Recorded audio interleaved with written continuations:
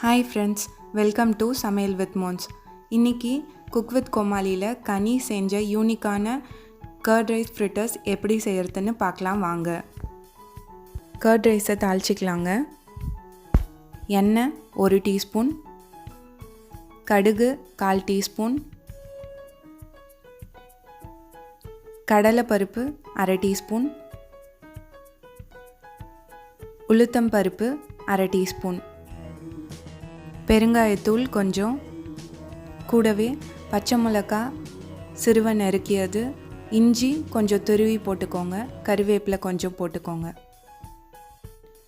இது தாளித்ததுக்கப்புறமா சாதம் அரைச்சிக்கலாங்க. வேக வச்ச சாதம் தான் எடுத்திருக்கேன், 2 கப் எடுத்திருக்கேங்க.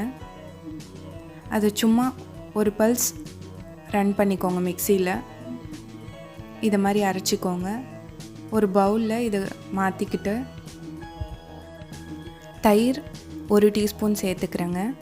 கூடவே தாளித்த பொருட்கள் எல்லாத்தையும் இதில் சேர்த்துக்கலாம். உப்பு 1/2 டீஸ்பூன். இது எல்லாத்தையும் சேர்த்து நல்லா கலந்து விட்டுக்கோங்க. கன்சிஸ்டன்சி கொஞ்சம் உருட்டு பதம் இருக்கிற மாதிரி பார்த்துக்கோங்க. தயிர் பத்தலைன்னா இன்னும் 1 டீஸ்பூன் சேர்த்துக்கோங்க. நான் டோட்டலாக 2 டீஸ்பூன் சேர்த்துருக்கேங்க. நல்லா கலந்து விட்டுக்கோங்க. இப்போ வாங்க உருட்டிடலாம். உருட்டுறதுக்கு முன்னாடி கையை நல்லா நனைச்சிக்கோங்க தண்ணியில், அப்புறம் உருட்ட ஆரம்பிங்க. ஏன்னா இது சாதம்ன்றதால கையில் ஒட்ட ஆரம்பிக்கும். அதால் ஒவ்வொரு இடம் உருட்டும் போது கையை நல்லா நனைச்சிட்டு உருட்டுங்க. இப்படி கையில் தட்டிக்கோங்க. தட்டிட்டு நடுவில் ஒரு ஓட்டை மாதிரி போட்டுட்டு ஊறுகாய் வச்சுருக்கேங்க. நான் எலுமிச்சை ஊறுகாய். உங்கள்கிட்ட மாங்காய் ஊறுகாய் இருந்தால் மாங்காய் ஊறுகாவும் வச்சுக்கோங்க, உங்கள் டேஸ்ட்டுக்கு ஏற்ற மாதிரி. நான் எலுமிச்சை ஊறுகாய் வச்சுருக்கேங்க. இப்போ நல்லா உருட்டிக்கலாங்க பால் மாதிரி. அவ்வளோதாங்க, பால்ஸ்லாம் இதே மாதிரி ரெடி பண்ணிக்கோங்க. மறக்காமல் நான் சொன்ன ஸ்டெப்ஸை ஃபாலோ பண்ணுங்கள். கையை அடிக்கடி நனைச்சிட்டு அப்புறம் உருட்ட ஆரம்பிங்க. இல்லைனா பால் கரெக்டாக ரவுண்ட் ஷேப்புக்கு வராது, அதே மாதிரி கையில் ஒட்ட ஆரம்பிச்சிடும். இந்த மாதிரி இன்னோவேட்டிவான ரெசிபிஸ் பார்க்கணுன்னா மறக்காமல் சப்ஸ்கிரைப் பண்ணிக்கோங்க. பக்கத்தில் இருக்க பெல் ஐக்கானை ப்ரெஸ் பண்ணிக்கோங்க.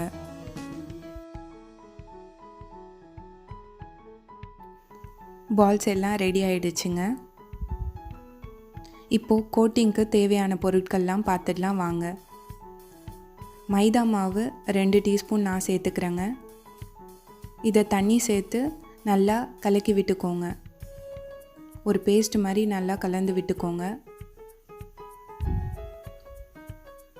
நான் பொரிச்ச அப்பளம் 2 எடுத்துருக்கேங்க. அதை நல்லா தூளாக்கிக்கோங்க. நல்லா தூளாக்கிக்கோங்க. அப்போ தான் பால்ஸ் உருட்டும் போது நல்லா ஒன்று சேர்ந்து வரும். எவ்வளோக்கு எவ்வளோ முடியுதோ அந்தளவுக்கு நல்லா சிறிய துகள்களாகவே ஆக்கிக்கோங்க. இப்போது இந்த பால்ஸை மைதா மாவில் டிப் பண்ணிவிட்டு பிரெட் கிரம்ஸ் எடுத்துருக்கேங்க. பிரெட் கிரம்ஸில் நல்லா ரோல் பண்ணிக்கோங்க. திருப்பியும் மைதா மாவில் ஒரு வாட்டி டிப் பண்ணிவிட்டு இப்போது நம்ம உடைச்ச அப்பளத்தில் ரோல் பண்ணி எடுத்துக்கலாங்க. அவ்வளோதாங்க, கோட்டிங் இதாங்க ப்ராசஸ். இந்த ஃபஸ்ட்டு ஒரு பால் எடுத்துக்கோங்க.